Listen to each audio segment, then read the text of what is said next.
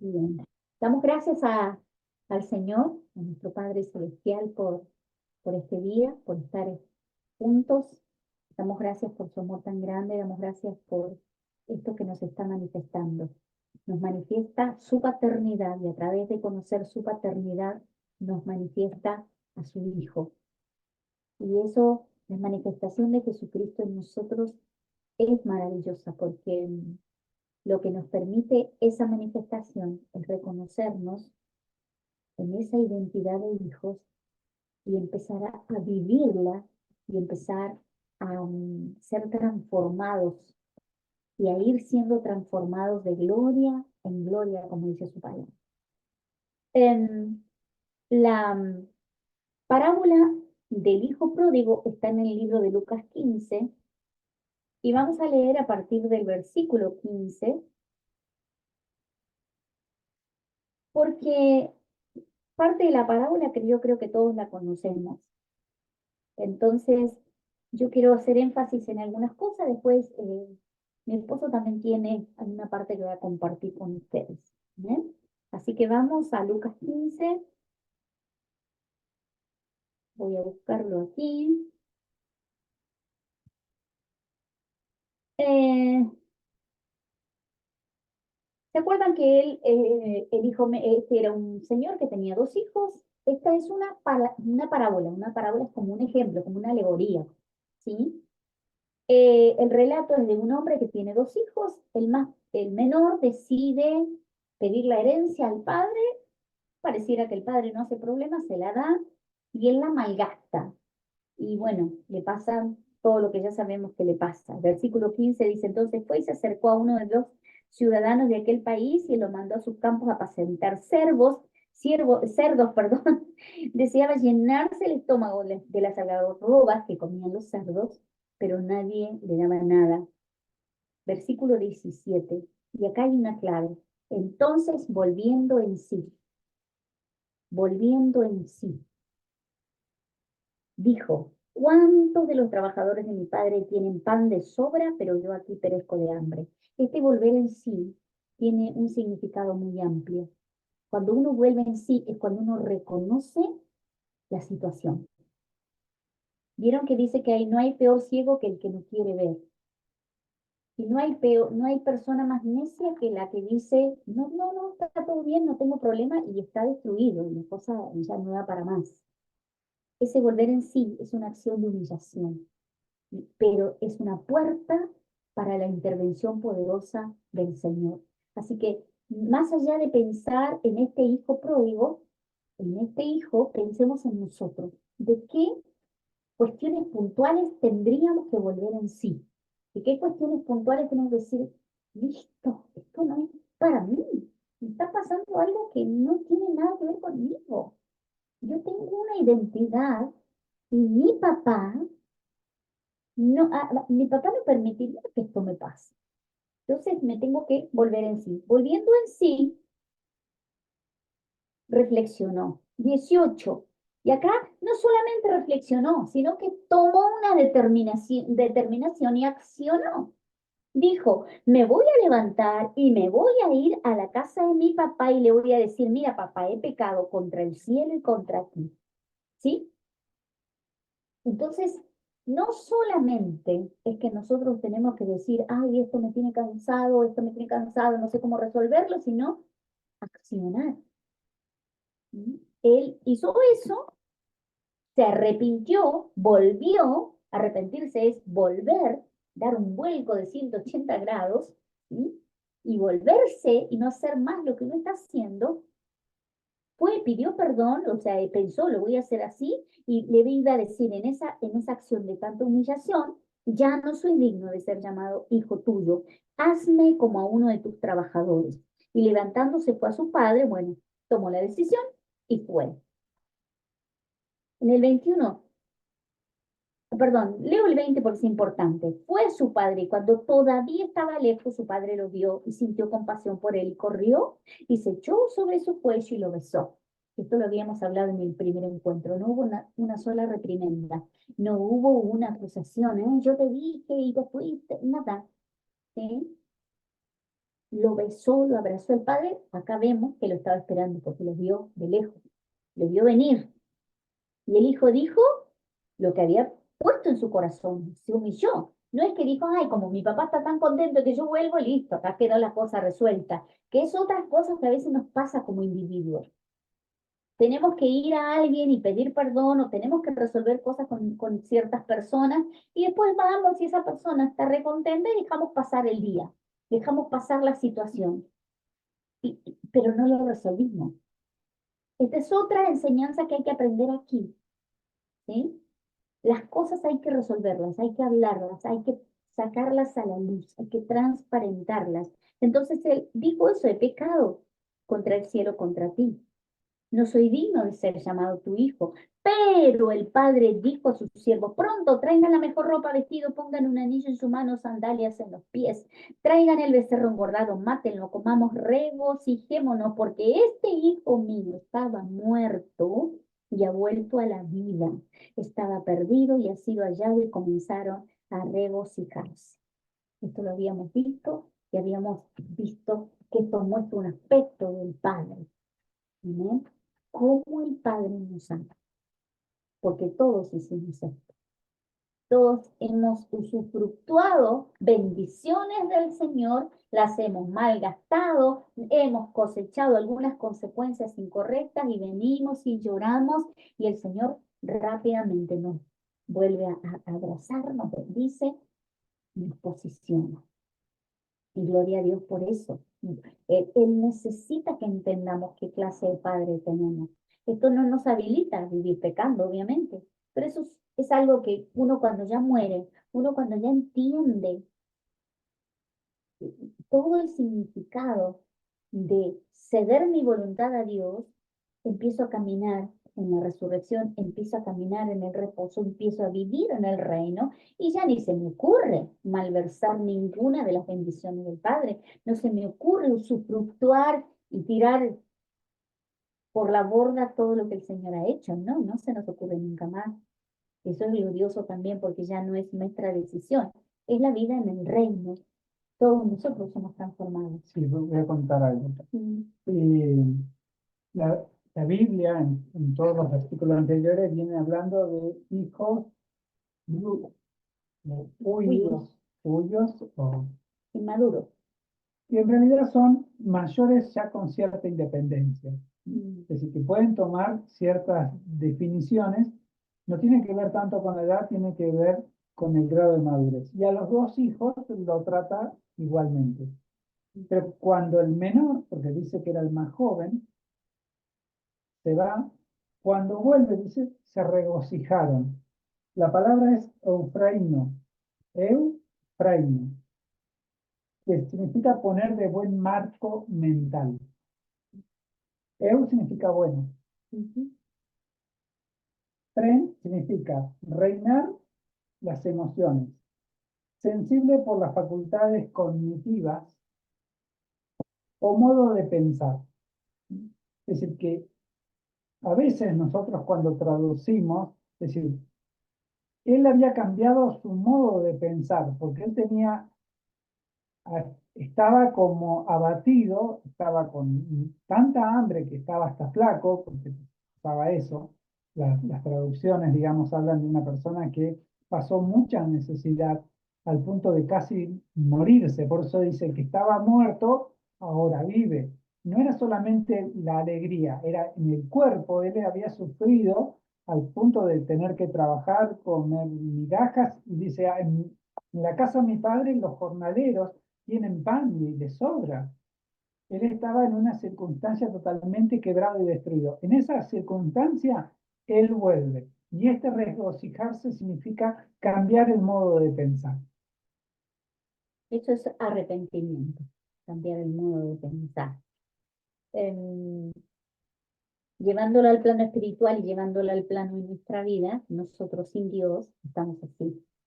Estamos espíritu, alma y cuerpo, porque no nos podemos dividir, estamos quebrados, estamos muertos en delitos y pecados. Pero gloria a Dios porque ya estamos de este otro lado. Tenemos que fortalecernos en este otro lado para ser nosotros referentes y poder soltar en el futuro la palabra esta que la hemos proclamado bastante diciendo que la palabra misma lo menciona. Levántate tú que duermes, sal de entre los muertos y te alumbrará Cristo, porque es lo que ha hecho con nosotros para su gloria. Nos va alumbrando para que no andemos tropezando. Pero mire lo que le pasaba al hermano mayor. Dice, su hijo mayor en el 25 estaba en el campo y cuando vino se acercó a la casa, escuchó música y danzas. Ahí quiero aclarar algo, ¿sí? Yo les decía que en todo lo anterior los trataba de hijos,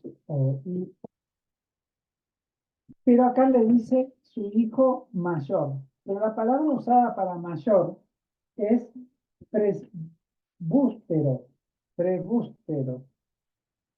¿Qué significa presbítero?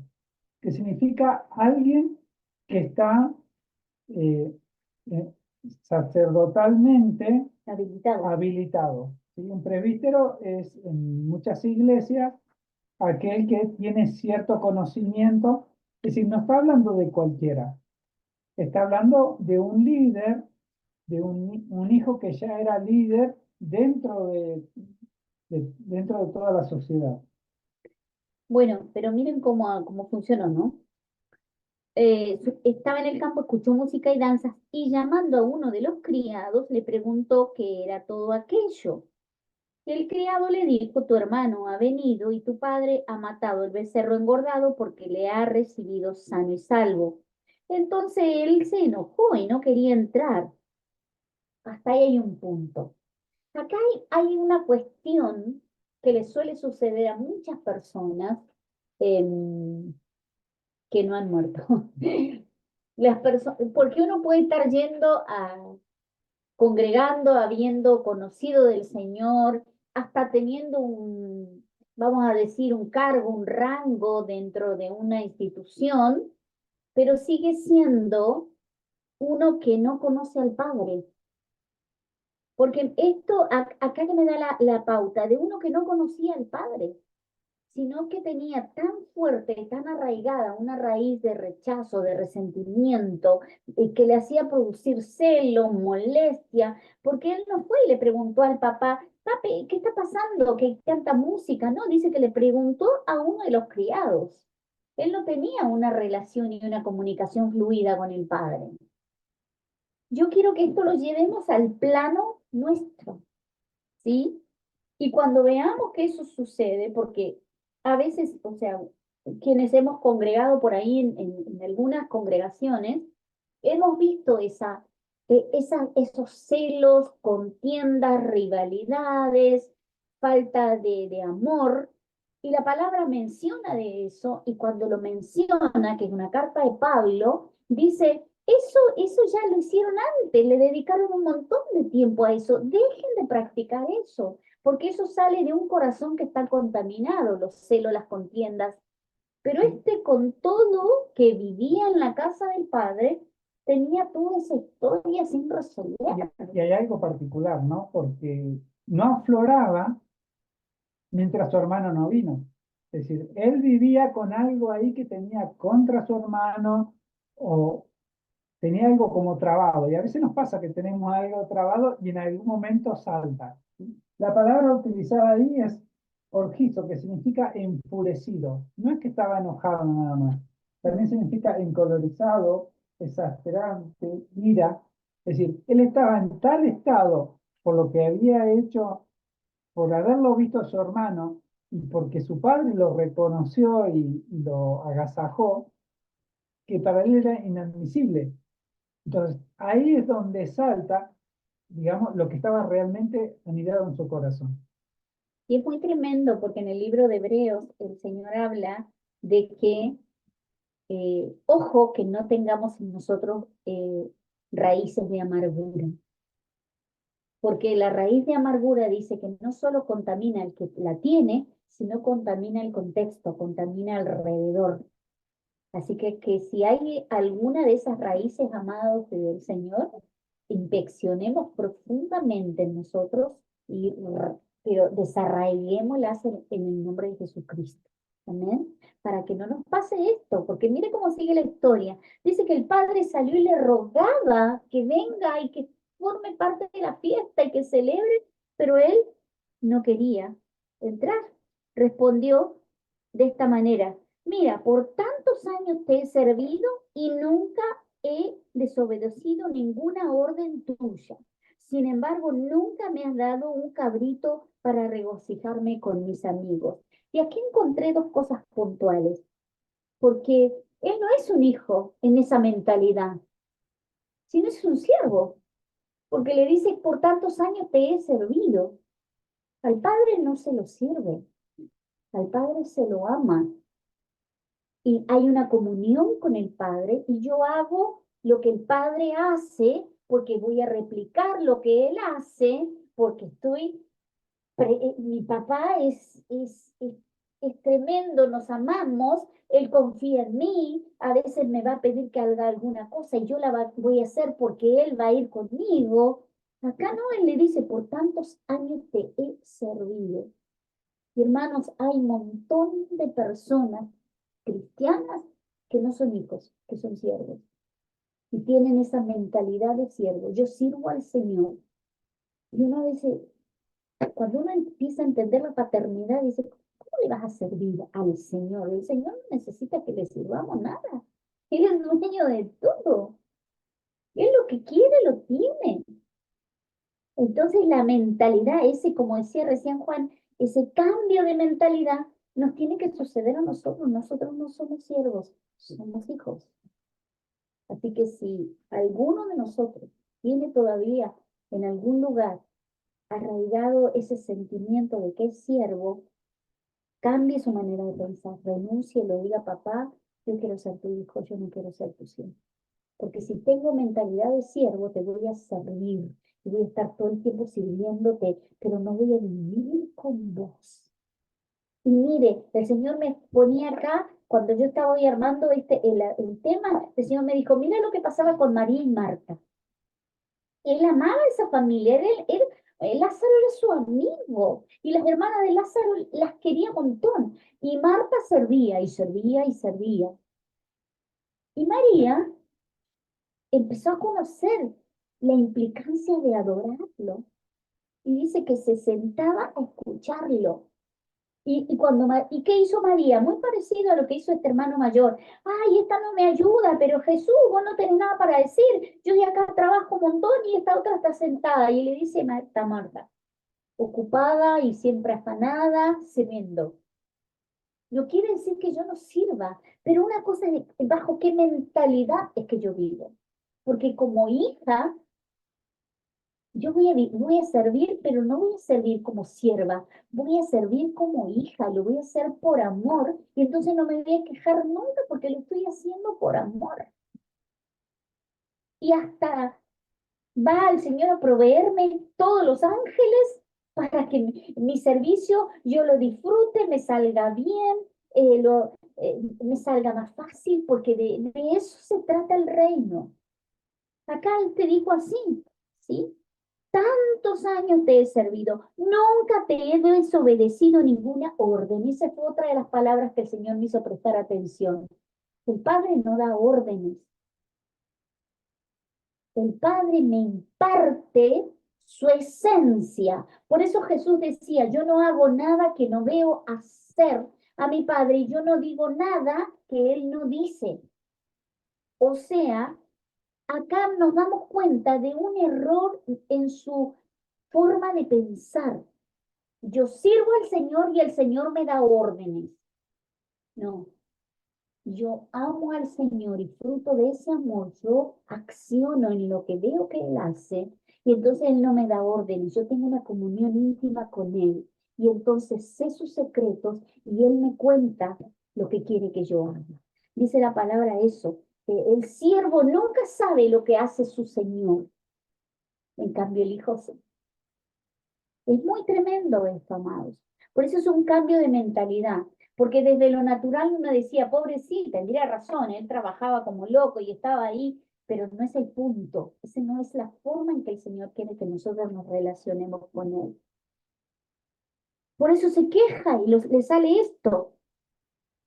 nunca me has dado un cabrito para regocijarme con mis amigos. Otra cosa que pasa es que lo dice todo esto a partir de un enojo tal que no puede ver las cosas que sí tenía y lo que el padre le daba. Y eso también nos pasa, es decir, cuando estamos en un estado Con la mentalidad. de ira cerrado, no podemos ver la verdad de las cosas. ¿Sí? Entiende cómo la manera de pensar nos estructura y funcionamos y pensamos que tenemos razón y ahí nos posicionamos y estamos completamente equivocados. Aquí tiene que suceder un milagro y por eso entendemos por el Espíritu que es lo que el Señor tiene que hacer porque lo hizo en nosotros.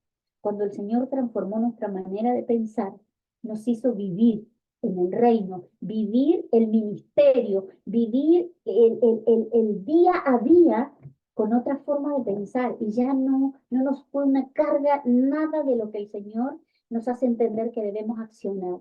Y no es que trabajemos menos o hagamos menos, tal vez hacemos más, pero ni nos damos cuenta, porque es el fluir de Él en nosotros.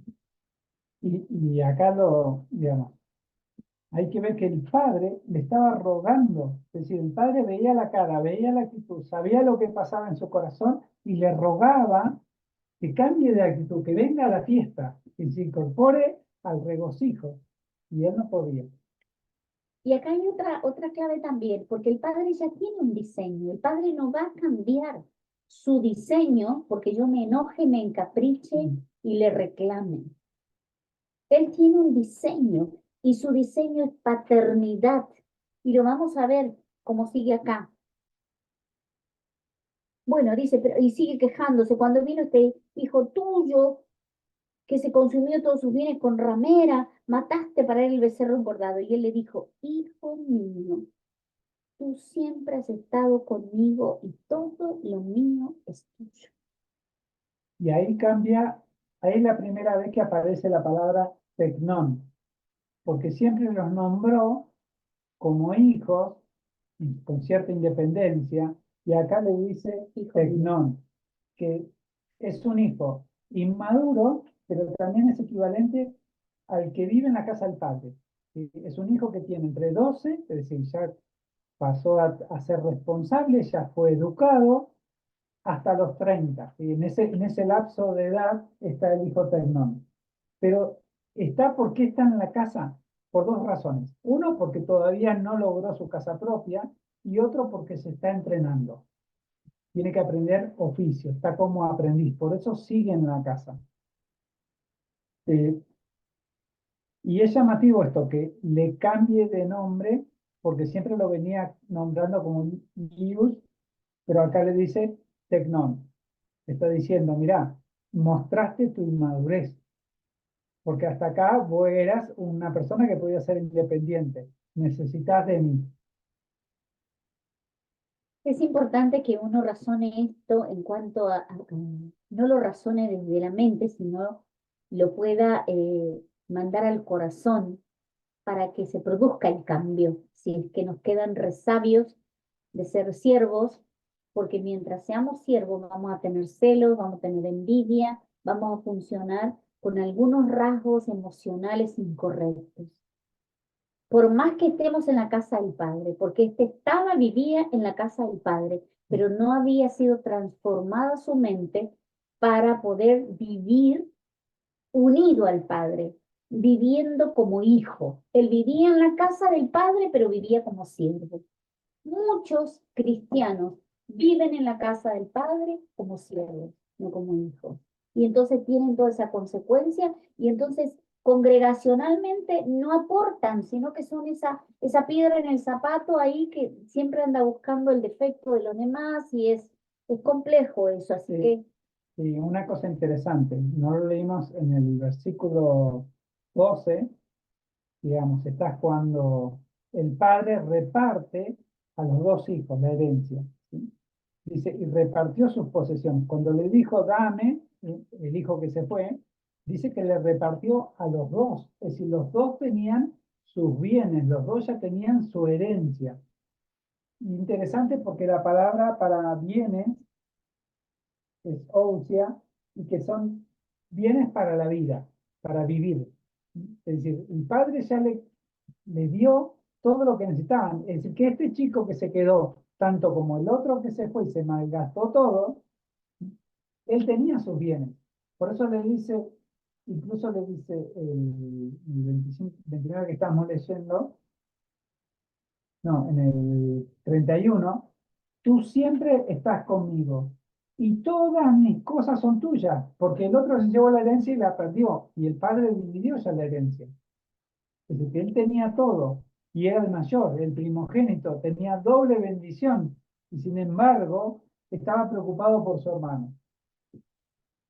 Sí, no tan preocupado por el hermano, estaba celoso, Celoso. estaba enojado, pero tiene que ver, vuelvo a lo mismo, tiene que ver con la mentalidad y tiene que ver con que si esto fuera muy extraño, no le pondríamos el énfasis para verlo y la Biblia no lo hubiera dejado tan destacado, porque no es tan extraño, porque es casi un caso cotidiano en un montón de lugares y hermanos, clamamos para que si a alguno de nosotros le queda algún resabio de siervo, sea totalmente extirpado de nosotros y nos constituyamos a vivir como hijos, porque eso es decir, el Señor, el Padre no tuvo mayor grado de amor para demostrar que enviar él en forma de hombre, o sea, Dios y lo manda, viene en forma de hombre como hijo.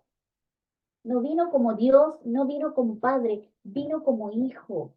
Pero ese que vino como hijo, su mayor trabajo fue conozcan a mi padre. ¿Entiende cómo se torció tanto el conocer y el caminar con Dios que se constituyó en una iglesia, una institución, yo le diría, porque la iglesia somos todos, somos el cuerpo de Cristo, pero lo que hizo la institución religiosa es que estableció parámetros y constituyó siervos? Y es raro y es complejo, pero bueno, renunciemos a ser siervos, pasemos a tomar el rol de hijos, porque Jesucristo para eso pagó el precio, entregó su sangre para que fuéramos, dice él, sus hermanos. Dice, y él no se avergonzó ante el Padre de llamarnos hermanos. Así que si algo queda, vuelvo a insistir, renúncielo, sáquese esa carga de ser siervo. Somos hijos de Dios.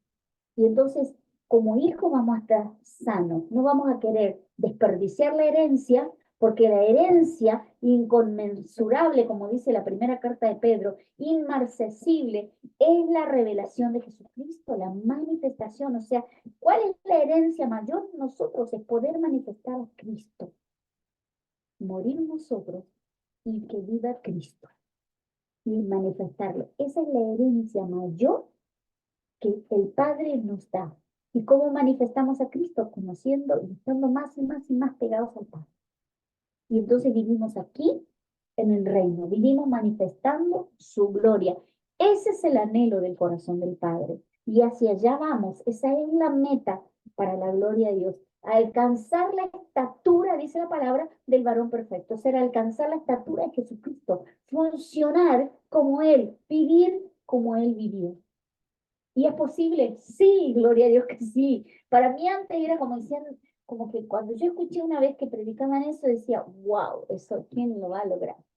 Es que con la mentalidad de siervo no lo vamos a alcanzar nunca.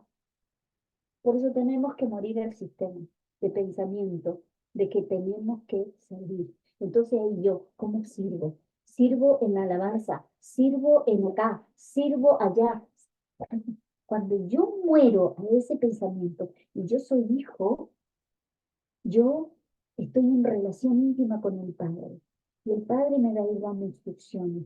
Entonces, tal vez acá o allá o más allá, no importa, donde el Padre en mi vida le va a impartir el Espíritu Santo, le va a impartir al equipo en el cual yo estoy congregando, al ministerio en el cual yo me estoy desarrollando, y entonces me van a poner aquí o allá o más allá, y yo no voy a tener problemas, no me voy a sentir más o menos según a dónde me pongan. Yo voy a saber que el Espíritu Santo va a obrar, va a dar, va a revelar en lo que yo me tengo que desempeñar, y eso va a ser glorioso.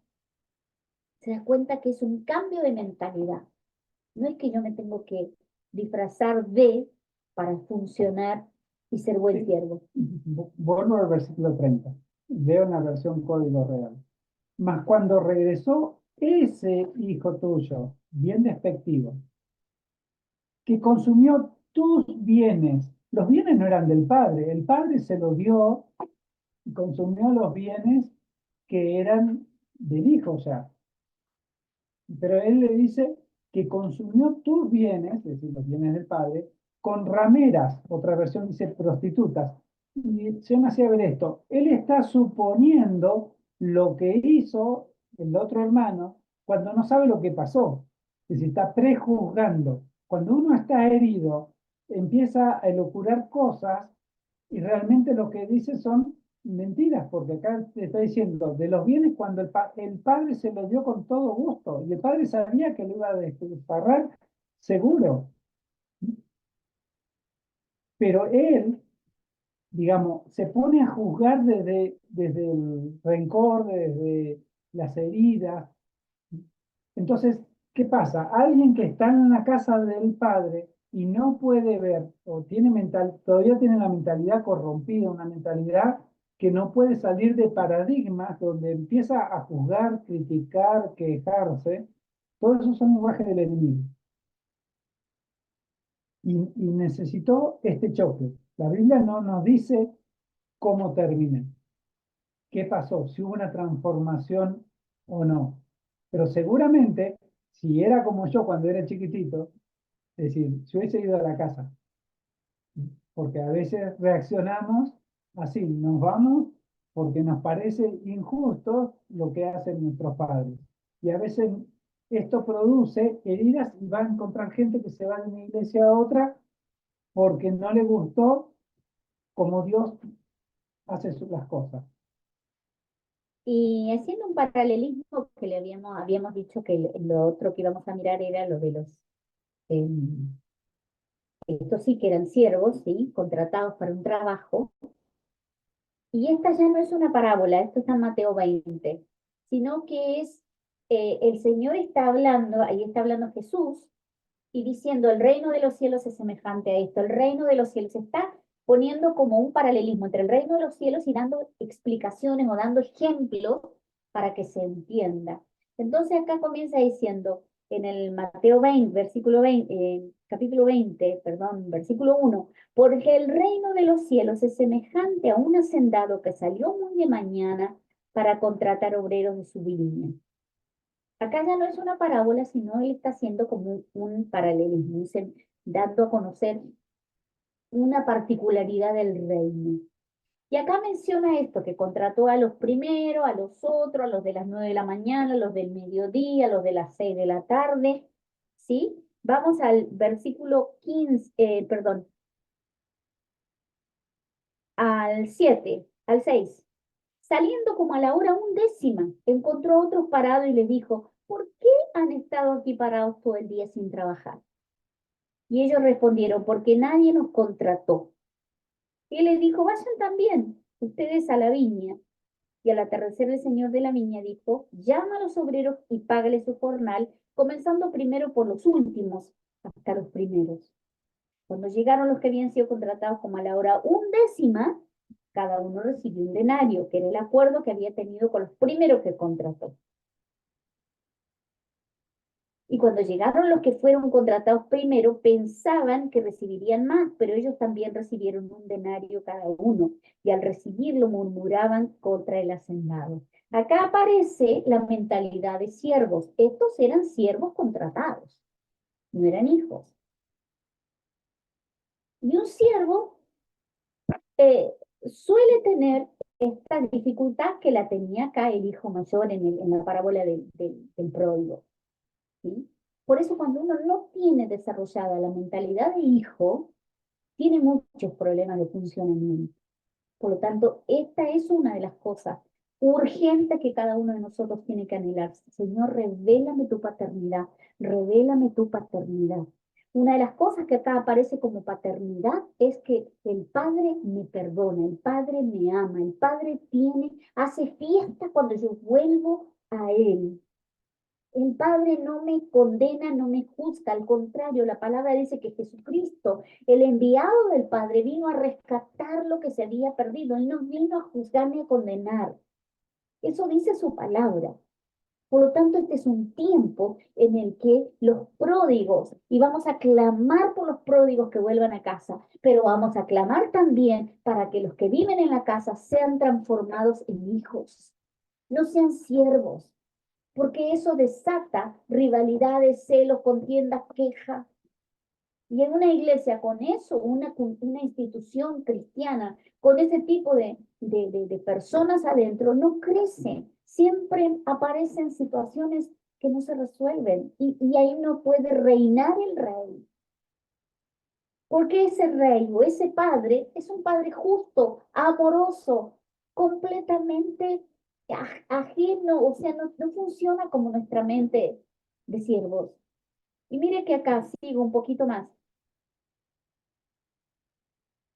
El, en el 14 le dice, toma lo que es tuyo y vete, porque yo quiero darle a este último lo mismo. Ah, en el 13, voy al 13, respondiendo, amigo, no te hago ninguna injusticia. ¿No conviniste conmigo en un denario? ¿Mm? Cuando uno tiene mentalidad de siervo, funciona así. Alguien me manda, vos tenés que limpiar acá, vamos a decir, el atrio. Vos tenés que tocar la guitarra. Y bueno, no, le asignan tareas a las diferentes personas hablando de alguna forma de asignaciones y trabajo. Y resulta que el que tenía que limpiar la vereda empieza a mirar, pero llegó tarde el que toca la guitarra. ¿Y cuál es? Ese no es tu problema, vos limpiar la vereda. Cuando uno tiene mentalidad de hijo, uno hace lo que le corresponde y lo hace lo mejor que puede porque lo hace para el Padre. Y nunca está mirando lo que hace el otro.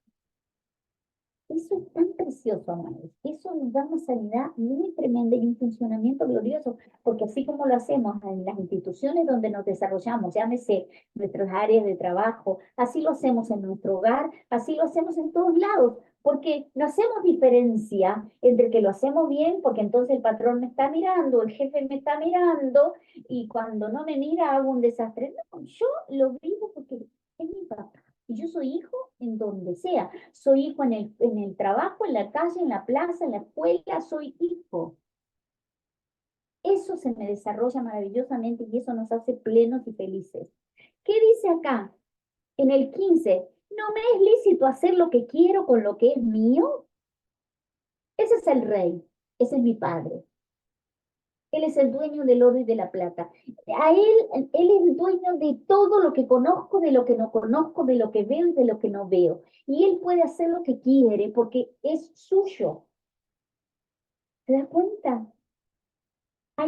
La palabra en otra parte dice, el barro le va a decir al alfarero qué es lo que tiene que hacer. Y muchas veces nosotros funcionamos como esos barros duros de haceme así o haceme acá, quiero esto, quiero lo otro.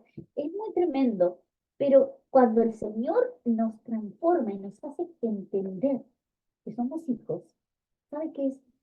Se nos resuelven todas las situaciones. Es muy, muy tremendo. Por eso era el anhelo de nuestro corazón y por eso este taller se llama Conociendo a mi Padre.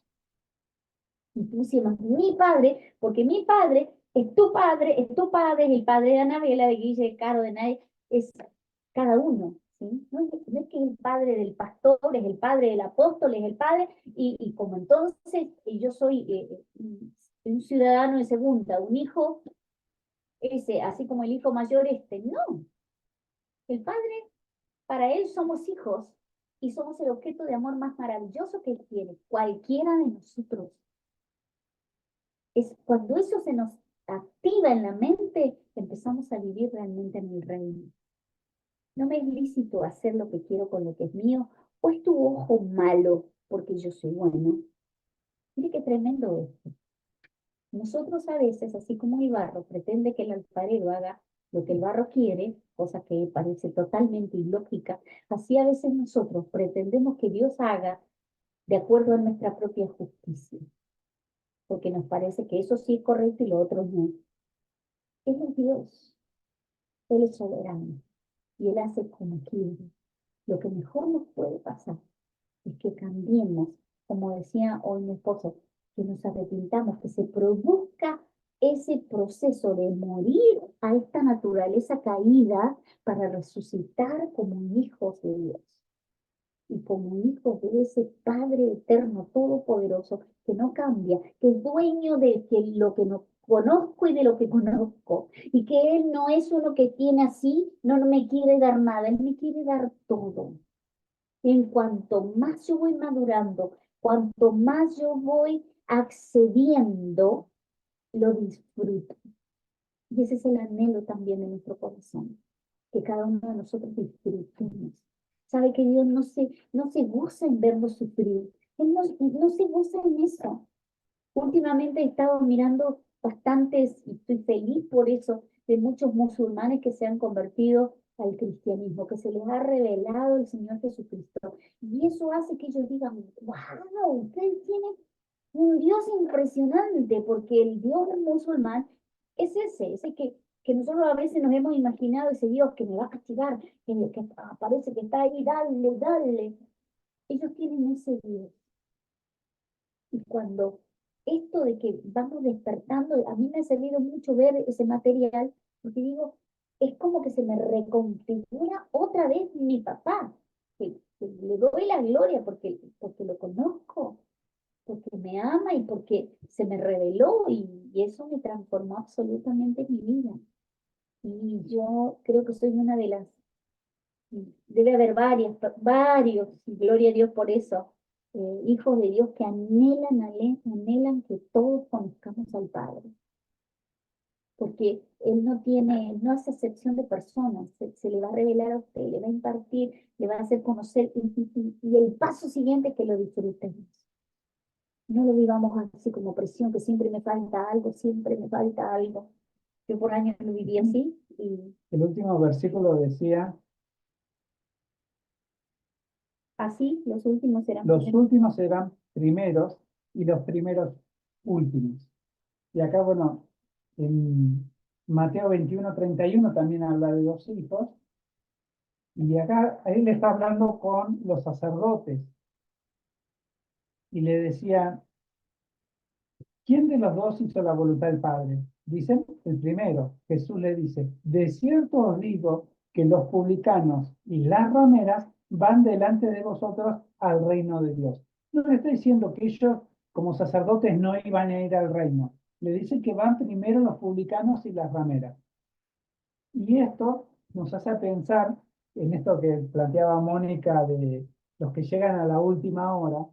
¿Sí? Nosotros tenemos que estar contentos por los que vienen, por aquellos que todavía no están y que sabemos que Dios los ama.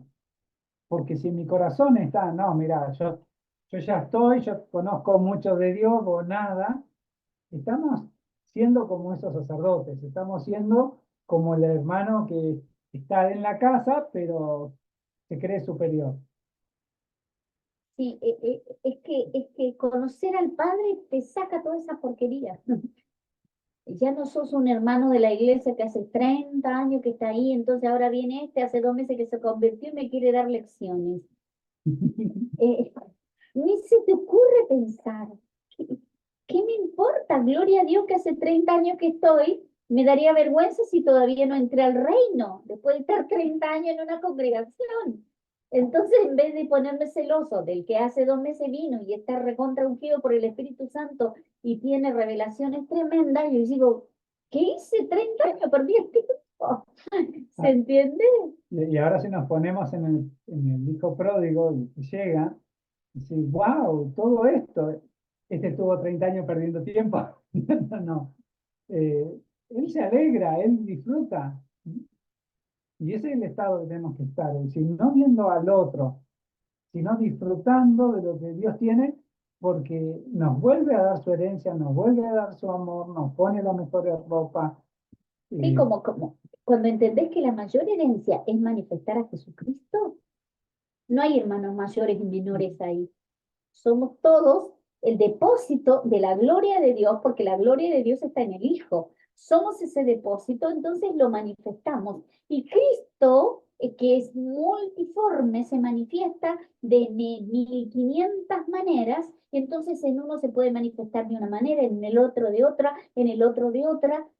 ¿Y quién soy yo para juzgar la manifestación que el Señor tuvo? Uno danza, el otro pinta, el otro canta, el otro profetiza, el otro tiene sueños, el otro escribe.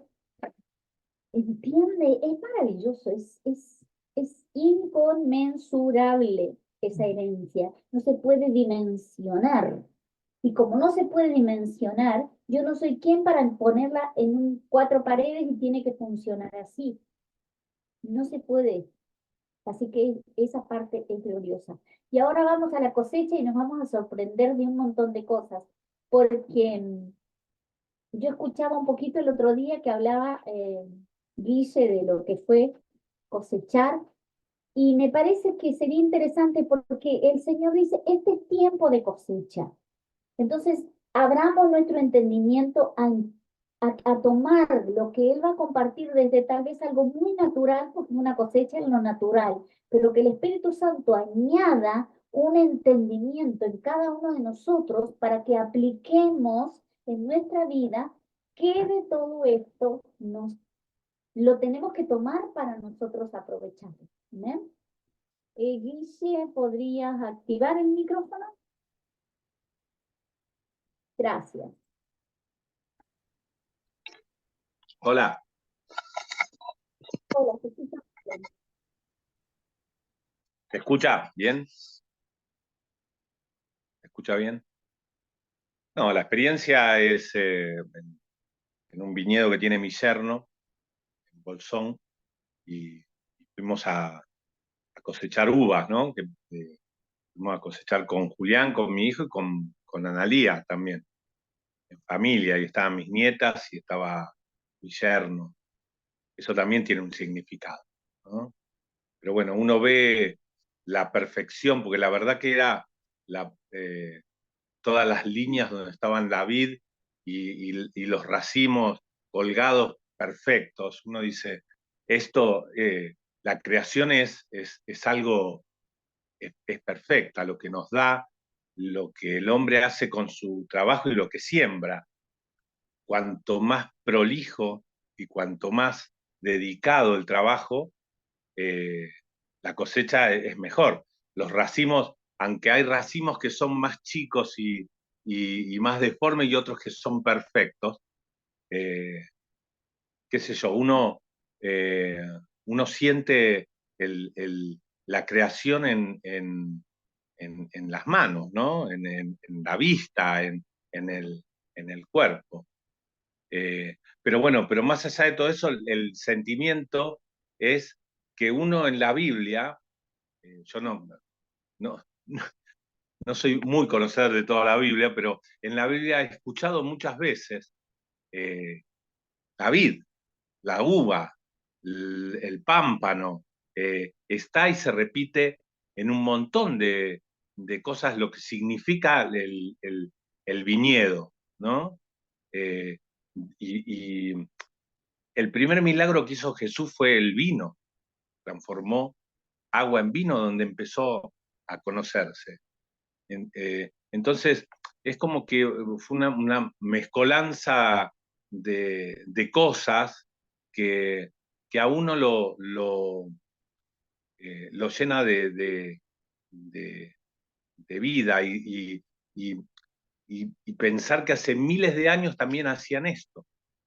Cosechaban la uva, hacían el vino, lo tomaban y festejaban con el vino también. Uno por ahí piensa que el vino lo toma, si se emborrachan en la gente de los barrios, cualquiera, se emborrachan y hacen lío. Pero mirándolo por otro lado, es algo milenario, es algo que Jesús tomó y que representa el sacrificio de él, que es la sangre, ¿no? Que nos limpió a todos, nos liberó a todos. O sea, fue una experiencia realmente eh, muy linda, más allá de estar en familia y hacer un rico vino, ¿no? Obviamente. Bueno, Analía también. puede decir algo, si quiere. No, sí, sí, lo mismo. Yo miraba todo el proceso en realidad, ¿no? Porque como él dijo, ¿no? La planta lleva un orden, un cuidado, hay que desmalezar las hojas y dejar las hojas de más arriba para que el racimo abajo esté más protegido. Lleva todo un proceso de cuidado la planta durante todo el año para poder lograr como la mejor uva para producir un mejor vino. Y eso también me llamaba la atención, ¿no? Que la planta no se podaba cualquier parte de la planta, había una parte específica de la planta que podar para poder lograr la mejor calidad de uva para producir, en este caso, el vino.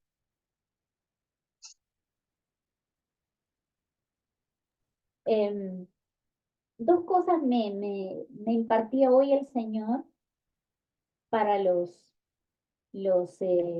pródigos y los que van siendo contratados en la última hora. Y también para nosotros, porque no es que el Señor está haciendo una diferencia. Sabe que los que tal vez, y yo lo digo por mí, por años congregué, pero estoy viviendo en la resurrección desde el 2020. Entonces es una frescura, es un caminar en una dimensión nueva cada día. Y el Señor me decía esto, por eso fue importante escuchar que ellos han mencionado mucho el tema de la familia. Una de las cosas que el Señor me decía es eso, como diles que son salvos ellos y su casa, que no importa si se convirtieron ayer o hoy, no importa si son pródigos y están volviendo, no importa, son salvos ellos y su casa, porque toda la palabra establecida se cumple para los primeros y para los últimos. Así que glorioso, no dudemos, no se sientan de que porque yo me fui al mundo y entonces estoy regresando, ahora tengo que pagar otra vez el precio.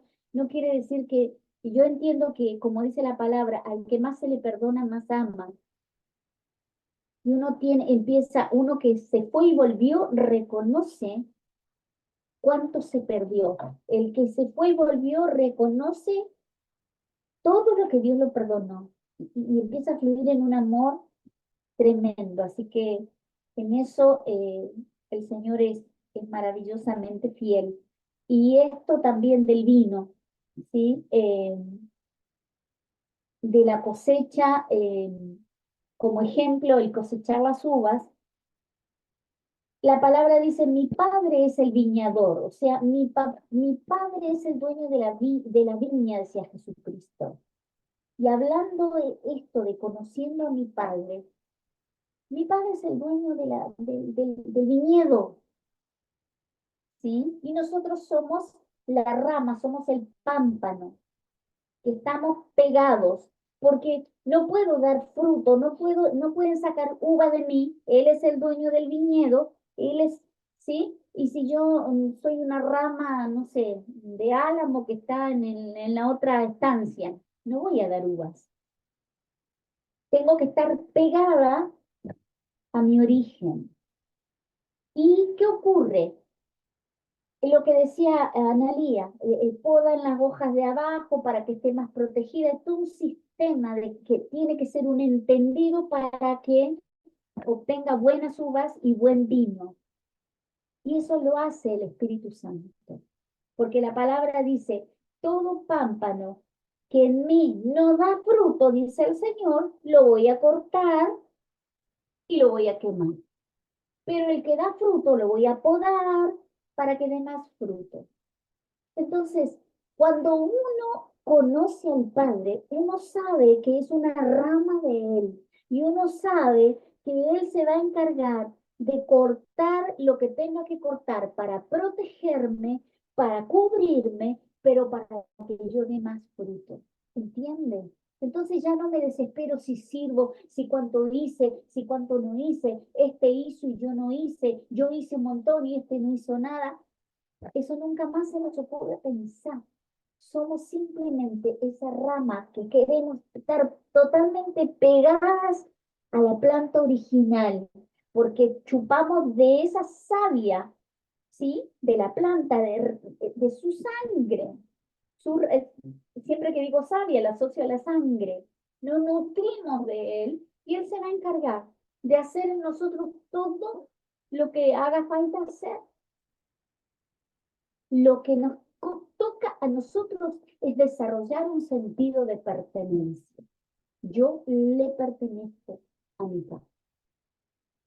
Y él se va a encargar de sacarme bueno y de que yo dé fruto. No puedo andar picoteando. Un día soy uva, mañana soy manzana, después no sé lo que soy.